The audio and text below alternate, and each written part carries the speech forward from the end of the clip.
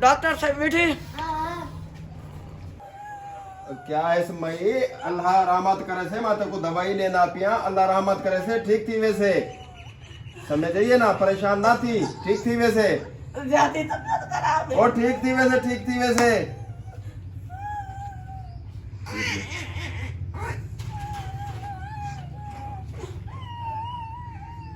और गेदड़ी लोग ये क्या की थी पहले आप पीती वाला ही कुड़ी थी मीठा करके वो मिठा चक्की नाम पागल लोग का तुसा था दवाई लेना पियाई को दवाई पिलाई को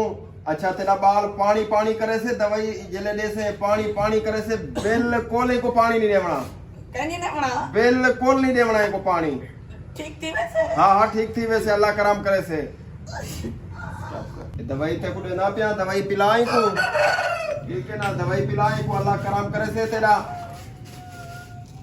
दवाई समझो मई ये दवाई ही को पिला ठीक है ना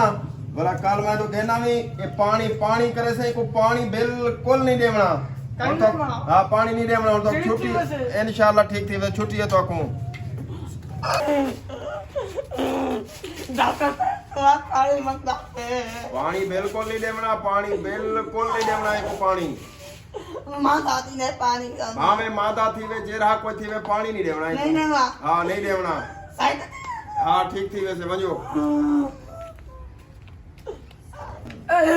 पूरी रात शुगर पानी की तरह मारेंगे